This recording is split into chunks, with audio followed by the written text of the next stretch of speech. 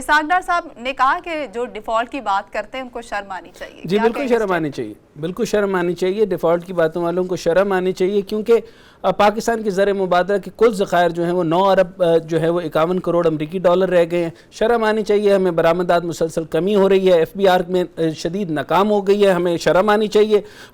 میں اپنے بچوں کو جو ہے وہ پیٹرول پلاؤں گا, اور جو دودھ ہے کیونکہ 10 روپے اور مہنگا ہو گیا اور 12 روپے پیٹرول سستا کر دیا, ان کی پولیٹیکل مائلیج ہے, مجھے شرم آنی چاہیے. مجھے شرم آنی چاہیے واقعی, جب میں اپنے بچوں کو دودھ کی جگہ پیٹرول پلاؤں گا تو مجھے شرم آنی چاہیے. آلو 17.22% مہنگا ہو گیا, 15.73% گڑ مہنگا ہو گیا, چکن 11.31% مہنگا ہو گیا, مجھے شرم آنی چاہیے.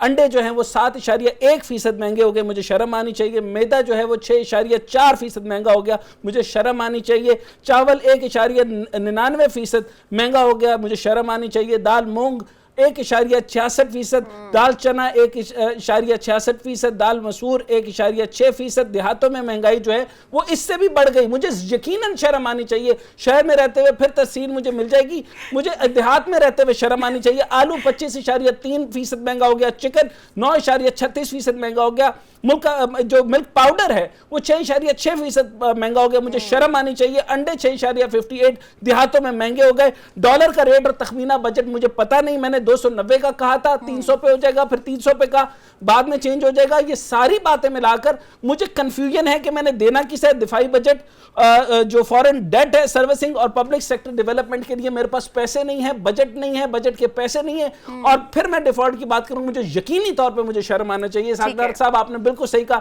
ہمیں شرم آنی چاہیے. ٹھیک ہے, سید ابرار حسین سابق سفیر افغانستان ہمارے ساتھ موجود ہے. سر بہت شکریہ, آپ نے ٹائم دیا. مائی پلیزر جی, بہت خوشی ہوئی. سر بارٹر تجارت کی باتیں ہو رہی ہیں, جس طرح سے ایران, افغانستان اور روس اس میں ہوں گے, اور ویسے تو یہ بہت بڑی تجارتی منڈی ہوگی روس ہمارے لیے اگر یہ راستہ کھلتا ہے, تو اس کا کیا طریقہ کار ہوگا سر؟ دیکھیے, اس کے طریقہ کار کی تفصیلات تو شاید ساتھ ساتھ پتہ چلتی رہیں گی. عمومی طور پہ بارٹر کا مطلب یہ ہے کہ direct exchange of goods and services جو ہوگا وہ بارٹر کہلاتا ہے. اب اس میں فوائد بھی ہیں, مشکلات بھی ہیں اس میں, لیکن جو بنیادی چیزوں اس میں درکار ہوتی ہیں, اس میں ایک چیز تو یہ ہوگی جسے کہتے ہیں ڈبل کو انسیڈنس آف وانٹس, یعنی دونوں طرف کسی نہ کسی چیز کی ضرورت ہو تبھی بارٹر ہو سکے گا. مثلا ہمیں پیٹرول کی ضرورت ہے اور انہیں گندم کی ہے, تو ہم گندم کے بدلے پیٹرول لے لیں, لیکن یہ دونوں طرف کسی نہ کسی ضرورت کا ہونا ضروری ہے. اچھا سر, یہ میں ایک سوال کرنا چاہتا ہوں کہ جو آپ افغانستان میں آپ نے وہاں پہ کافی سرو کیا ہے, آپ دیکھ رہے ہیں, ٹوٹل مجھے یہ بتائیے کہ سب سے ان کا مین پروڈکٹ کیا ہے, کیا ان کا پوٹینشیل ہے جس کی وجہ سے ہم بارٹر ٹریڈ کے اندر ان کے ساتھ آ سکتے ہیں؟ دیکھیں, افغانستان سے عموماً تو فریش فروٹ اور ڈرائی فروٹ آتے ہیں اور رگز آتے ہیں, کارپیٹس وہاں کے بڑے اچھے بنے ہوئے جو وہاں پہ ٹرکمنز بناتے ہیں. لیکن ابھی ریسنٹلی ہم نے ان سے کوئلہ بھی منگایا تھا اور ان سے بہت اچھی کوالٹی کی کاٹن بھی منگوائی تھی, جس کی وجہ سے اس دفعہ بیلنس آف ٹریڈ تقریباً برابر ہو گیا تھا, یعنی $700 ملین ایچ, بلکہ ان کا تھوڑا سا بڑھ گیا تھا. اچھا, لیکن کول کے بارے میں آپ سر بتا رہے تھے, کول وینزولا سے بہتر ہے جو ریزلٹس آئے ہوں گے؟ آئی ایم ناٹ شیور جی, وہ تو یہاں پہ چونکہ آپ کو ٹرانسپورٹیشن بہت سستی پڑتی ہے, جب افغانستان سے آپ کوئلہ منگائیں گے تو آپ کو بہت سستا پڑے گا. ظاہر ہے بارڈر ملا ہوا ہے, جو بھی چیز منگوائیں گے وہ کم از کم سستی پڑے گی کوالٹی کے علاوہ. اچھا, لیکن جیسے آپ نے یہ سر بتایا کہ میں نے آپ نے ابھی بتایا کہ بیلنس آف ٹریڈ کرائسس سے ہم نکل سکتے ہیں, لیکن اس میں سر یہ کہتے ہیں کہ اگائن جو ہے وہ ایکسچینج ریزرو کو کور ملتا ہے, یہ 1 مہینے کے سر انفلیشن اس سے کیسے کم ہوگی؟ کیونکہ آہستہ آہستہ پھر میں ایران اور باقی ملکوں پہ بھی آتا ہوں, رشیا کے ساتھ بھی آتا ہوں, ہمیں انفلیشنری کور کیسے ملے گا سر؟ دیکھیں, فوری طور پہ تو جو فورن ایکسچینج ریزروز کا آپ کا ایشو ہے نا کہ آپ کے ریزروز بہت کم رہ گئے ہیں, جی سر, تو آپ بغیر ڈالر کے استعمال کے اگر ٹریڈ کر سکتے ہیں, امپورٹس کر سکتے ہیں, اور ہمارے ساتھ خود افغانستان کا بھی یہی پرابلم ہے, تو دونوں ملکوں کو یہ بارٹر ٹریڈ سوٹ کرتا ہے. افغانستان کے پاس پیمنٹ کے لیے ڈالر نہیں ہے اور ہمارے پاس بھی نہیں ہے, तो हम दोनों क्यों इस मखमसे में पड़ के इंतजार में बैठे रहें कि जब डॉलर आएंगे तो ट्रेड करेंगे। अच्छा, ये एक तो मसला आपने बड़ा हल कर दिया कि यानी हमारे डॉलर के अंदर जो एक्सचेंज है उसका मसला हल हो जाएगा, क्योंकि डॉलर हमारे पास दोनों मुल्कों के पास नहीं है। लेकिन सर ये बताइएगा कि डॉलर के अंदर हम एक्सचेंज नहीं करता या बैंकिंग चैनल के थ्रू हम एक्सचेंज नहीं करते, तो इसके अंदर स्मगलिंग के कितने चांसेस होंगे?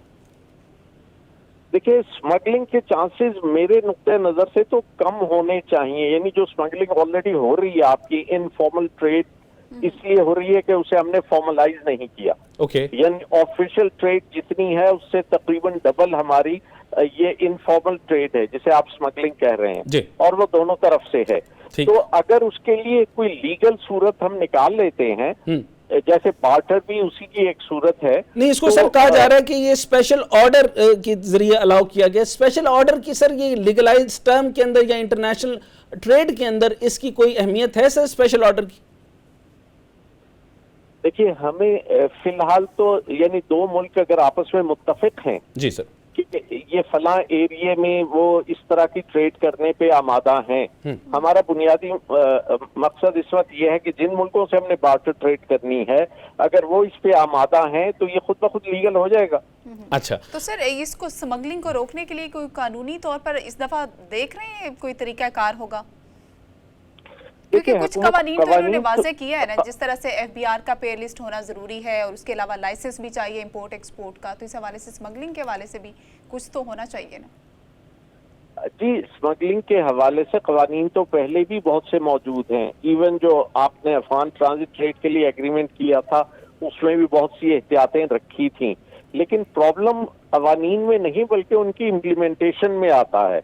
जब उन कवानीन पे अमल दरामद की बात होती है तो अगर जो बॉर्डर पे मौजूद अहलकार हैं वो उससे सरफे नजर करते हैं, उन कवानीन से जानबूझ के चीजों को आने जाने देते हैं, जैसे अफगान बॉर्डर पे भी होता है, ईरानी बॉर्डर पे भी होता है।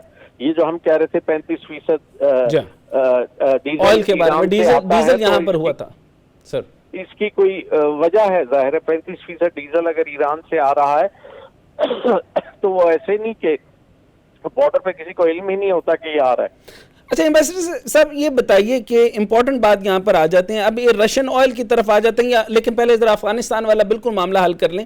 एक पॉइंट मुझे पॉजिटिव ये लग रहा है आपकी गुफ्तगू से भी कि कम अज कम जो है स्मगलिंग इससे थोड़ी सी लोअर डाउन हो सकती है, क्योंकि इनफॉर्मल मामला तो चलने ही चलने हैं। अगर ये स्पेशल ऑर्डर के तहत अगर हम बार्टर पे कर लेते हैं तो इससे इम्पैक्ट हमारा जो है वो डॉलर पे भी कम हो जाएगा और हमारा इन्हिसार उस पर भी कम हो जाएगा, और ये एक अच्छी बात है। सब इसके अगेंस्ट जो है हम उनसे जो ये सारी चीजें ले रहे होंगे अफगानिस्तान से, पाकिस्तान उनको क्या दे रहा होगा? जी, पाकिस्तान से तो बहुत कुछ वहां जाता है, बल्कि प्रैक्टिकली हर चीज जो उन्हें